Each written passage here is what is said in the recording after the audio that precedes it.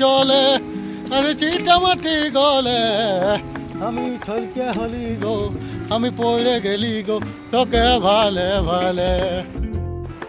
ঘর থেকে বেরাই আমি চলে এলাম নদীর রাস্তার দিকে। ধীরে ধীরে নদীর দিকে আসার রাস্তায় দেখি অনেকেই গাঢ়া গর্ত হয়ে আছে। তারপর আমি আমার বাইকটা নিয়ে একটু নদীর দিকে যাই।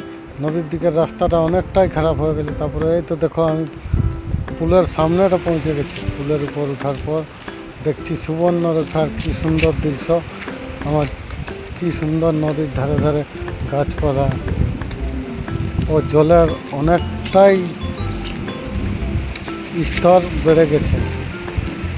দেখতে পাচ্ছ অনেকটা উপরে উঠে গেছে জলটা। আরও অনেক গাছপালাও জলের সাথে যাচ্ছে বয় নিয়ে। দেখো শুধু এটার নাম হলো সুবর্ণরেখা নদী।